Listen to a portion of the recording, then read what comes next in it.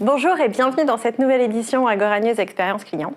Et je reçois Omric Dessart, vous êtes CEO de Pitch Boys et vous faites de la formation interactive et immersive. Tout à fait. Bonjour Nathalie.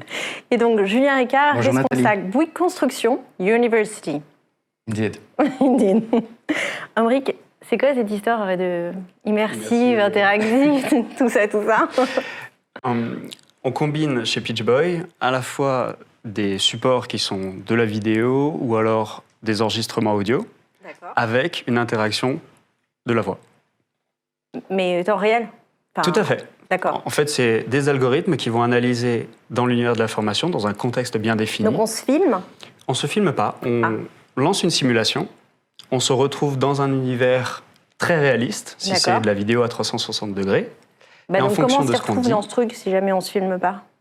parce qu'en face de vous, il y a une personne avec laquelle vous allez avoir une discussion. D'accord. Donc il faut quand même quelqu'un en face de moi. La personne est gérée par une intelligence artificielle. Donc c'est pas une personne. Non, c'est un acteur qui a été filmé auparavant. Je sens que ça va être drôle, cette histoire. Donc c'est un acteur qui est filmé en face de nous. Donc moi, je suis en face d'une télé avec un gars qui est un acteur. Prenez une formation classique. C'est comme ça qu'il vous l'a vendu parce que... Oui, exactement. D'accord. Et vous ça a avez bien dit marché. oui. D'accord. Ok. Prenez une simulation. Vous lancez votre simulation. D'accord. Vous vous retrouvez donc dans l'univers de Bouygues Télécom, la boutique. D'accord. D'accord. Face à vous, une cliente Okay. avec laquelle vous allez parler de manière complètement naturelle. Et en fonction de ce que vous allez dire, elle va vous répondre. Comment ça fonctionne? Mais comment elle sait ce que je vais dire? Eh bien, elle ne sait pas ce que vous allez dire. D'accord. C'est d'où le principe du langage naturel. Mais les D'accord. algorithmes, eux, analysent tout ce que vous avez dit en temps réel et c'est eux qui vont définir comment vous répondre. Il faudrait faire ça pour cette émission. On peut. Et donc, Julien, donc comment vous êtes arrivé à Pitch Boy? Eh bien, je suis arrivé à Pitch Boy par un des prestataires de formation qu'on utilisait chez Bouygues Télécom, D'accord. précédente affectation D'accord. dans le groupe, qui s'appelle Learning Tribes et qui nous a présenté Pitch Boy. D'accord. Et donc, avec Learning Tribes, on les avait mandatés pour nous trouver un prestataire qui nous permette de tester des nouvelles modalités de formation, plus innovantes, plus impactantes. Avant toute cette histoire. D'accord. Et ils nous ont présenté Pitch Boy. C'était il y a combien de temps? C'était il y a un an, jour pour jour, à peu près. D'accord. Et c'est au moment de l'onboarding ou est-ce que, enfin, du recrutement, ou est-ce que c'est tout au long du parcours de formation? Est-ce que c'est au moment d'une formation de départ, en continu? C'est parfait, vous avez cité Mais c'est toutes ça. les situations dans lesquelles... Toutes les situations pédagogiques. Voilà. Donc en fait, vous utilisez c'est une méthode de formation, d'accord, qui vous permet que ce soit au moment du recrutement, de la formation, de l'intégration et sur de la formation continue, de valider. Et qui écrit ces parcours, en fait? Qui écrit... Il y a des chefs de projet chez Pitch Boy et puis nous, on était les experts métiers pour définir des situations pédagogiques d'accueil en boutique qui étaient typiques, avec des niveaux de difficulté différents. On a tourné pendant quelques Mais ne serait-ce que les cas d'usage, effectivement. Tous les cas d'usage. Et puis ensuite, on a travaillé, je dirais 15 jours, 3 semaines, à affiner l'intelligence artificielle, ce qui fait qu'ensuite, on a mis des stagiaires en situation. Alors nous, on avait choisi de l'expérimenter avec un casque de réalité virtuelle, ce qui rendait la formation plus immersive. Et ils avaient en face d'eux une nouvelle cliente qui arrivait, soit pour sur une télé. Dans un casque ou sur un écran, on avait le choix. Voilà. Dans un casque ou sur un écran, on avait le choix. Comment vous avez trouvé les use cases? Est-ce que vous vous êtes parti de situations réelles? Nous, on avait un cahier des charges avec des situations réelles qui sont sur les processus d'excellence de la relation client en boutique. D'accord. Qu'on a importé dans les scénarios qu'on a tournés avec une comédienne. D'accord. Ok, et donc en fait, c'est l'intelligence artificielle qui va analyser... Absorbe toutes ces informations-là. D'accord. Et en fonction de ce que l'apprenant, le stagiaire va dire, et la manière dont il va le dire, eh bien... Comment dont il va le dire? Parce qu'il prend l'intonation. C'est l'attitude. En fait, vous allez analyser 3 choses chez Pitch Boy. Moi, je suis morte avec votre histoire. On va analyser l'attitude. Pourquoi? Parce que dans la formation, les formations qui existent aujourd'hui sont excellentes pour tout ce qui est le savoir, le savoir-faire, mais le savoir-être, on n'en parle que très peu. Surtout dans l'expérience client, dans la relation client. Et ça s'apprend? Eh oui. D'accord. En vrai? Quand vous rentrez dans une boutique Bouygues Télécom, il y a une méthodologie. C'est « Bonjour madame, bienvenue chez Bouygues Télécom, comment puis-je vous renseigner ?» Si vous rentrez en tant que cliente et qu'on vous dit « Ça va? Qu'est-ce que je peux faire? Je peux t'aider ?» L'attitude, c'est pas la bonne.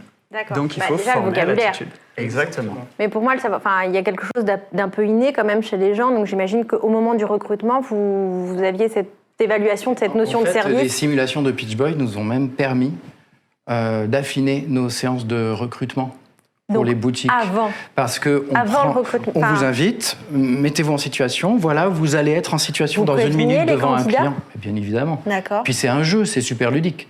Et on s'est rendu compte que tout de suite, on pouvait étalonner assez facilement, puisque derrière, il y a des algorithmes, donc on a plein de data, de dire, là, on est à 80% de l'attendu sur une phase d'accueil et de préenregistrement en boutique, selon les critères que nous, on avait prédéfinis avec Pitch Boy et avec un expert pédagogique Donc de Learning il n'a même pas Tribes. besoin de se servir d'un discours qu'on lui aurait écrit ou Non, en revanche, il prend tout le naturel. On va voir s'il sait dire bonjour, s'il sait valoriser la marque, voilà. Et comme on a de l'étalonnage grâce aux data, on peut dire à quelqu'un, la première fois que tu l'as fait, tu étais à 60%, c'est bien. Dans 15 jours, après ton passage en boutique école, où est-ce que tu en es, etc. Alors oui, parce que Est-ce que les candidats y croient? C'est un environnement bienveillant. Il y a deux choses. À la fois, ils savent pourquoi ils réussissent ou ils ne réussissent pas. Donc ça leur parce que permet... on écrit. L'IA, vu qu'elle a une grille d'évaluation, l'IA, à la fin de la simulation, transmet l'information directement au stagiaire pour lui dire ce qu'il a bien fait et ce sur quoi il doit travailler. Et est-ce qu'on peut reprendre, est-ce que par exemple, vous avez repris des moments de vidéo pour dire aux candidats ou Mais il y a un replay. D'accord, mais en fait, on focus, en fait, est-ce que l'IA est capable de dire, voilà, à cet endroit-là, Tout à fait. Avec des axes de progrès prioritaires. Et on peut sélectionner les axes de progrès prioritaires. Typiquement, c'est comme un coaching ou c'est ce que j'allais dire, en centre d'appel, c'est comme une écoute d'appel avec une grille, monitoring et avec de quality monitoring. Ouais. Sauf que là, le conseiller de vente ou le conseiller de clientèle peut pas dire « Ah non, j'ai jamais dit ça » parce que du coup, c'est une machine qui l'a entendu et analysé. Et puis qu'on peut lui dire « Bah oui, mais tu l'as dit mieux que la semaine dernière ou différemment que la semaine d'avant. » Donc c'est pas un outil de sanction, c'est vraiment un outil qui permet d'utiliser la connaissance marque, et de la faire monter en compétence. Qui a décidé de ne pas le créer comme une sanction et plutôt de l'accompagnement. On peut faire de l'évaluation avec, comme on peut favoriser la montée en compétences et même l'accélérer, c'est le but. Et donc il analyse l'intonation, il analyse le regard, il analyse... Alors le regard, non, parce il faudra utiliser la webcam et dans certains cas, que vous n'avez pas de caméra qui peuvent analyser. D'accord. Mais par contre, effectivement, il va analyser vos intentions, la déclinaison, la manière dont vous vous exprimez, le débit de la voix, les mots, toutes ces choses-là. D'accord. C'est pour ça qu'on a été séduits et qu'on a fait ce pilote au début, avec Homérique. Au début, d'accord. Et en fait, comment on valorise ça au moment avec les collaborateurs? Parce que c'est quand même une méthode un peu différente. J'imagine que pour ceux qui arrivent, ça doit être super intéressant. Je pense que même ça a dû favoriser l'acceptation de la marque et le fait de vouloir travailler pour cette marque. Moi, je serais sortie du recrutement, je l'aurais tweeté. Vous avez eu des cas comme ça, par exemple? Bien sûr, il y a un effet waouh pour les utilisateurs. Et puis, on n'est pas parti de rien. C'est des cas d'usage qui sont très répandus. En tout cas, dans la grande distribution, par exemple, il y a l'exemple de Walmart. Je ne me souviens plus combien de casques ils ont achetés pour former 17 000 casques pour former tout leur centre de distribution. Walmart. Voilà. Bon. Et donc, il y a un effet waouh, il y a une accélération des apprentissages. Ça, c'est le directeur formation de Walmart qui avait noté 10 à 15% de meilleure application des procédures. Là, c'est héroïste direct, en fait. C'est héroïste direct par l'utilisation de l'immersion et de l'interaction. Et est-ce qu'on a pu le faire au moment du recrutement, de se dire, est-ce que les personnes restent plus depuis... Alors, on l'a étudié, ça ou pas? C'est un peu court pour faire cette étude. D'accord. On est vraiment à la pointe du progrès. Oui, et puis je peux faire une petite digression. C'est chez Sixt, l'outil est utilisé pour du recrutement pour pallier au problème qu'il y a 25% des personnes qui ne terminent pas leur période d'essai. D'accord. Donc il doit y avoir quelque chose au moment du recrutement qui permet à la marque d'être plus efficace. Tout à fait. Et aussi, effectivement, candidat de mieux se projeter. C'est ça. Et puis, mais je pense qu'avec la marque, ça doit être top, en fait. En fait, c'est top pour tout le monde. C'est-à-dire que les bénéfices pour l'apprenant, c'est un environnement bienveillant dans lequel il va pouvoir monter en compétences, dans lequel il va pouvoir. Je sais pas, mais en tout cas un peu nouveau, identifier. C'est bienveillant dans le sens. Pardon, excuse-moi de t'interrompre, mais de vous interrompre, Monsieur de Sarthe. Mais c'est un environnement dans lequel, par rapport à des sketchs de simulation en formation, tradis, il y a un engagement face à un groupe, dans une salle, et les autres regardent. Alors que là, on est seul face à une machine qui ne va pas nous juger Elle va simplement nous évaluer. Et nous accompagner. Et nous accompagner et proposer en feedback des axes de progrès, avec un coach qui peut débriefer, etc.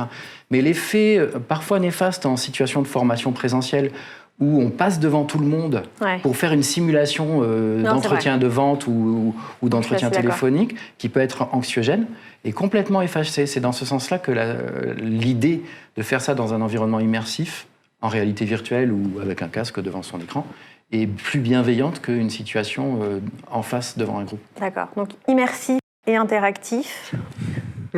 Maintenant, on a compris.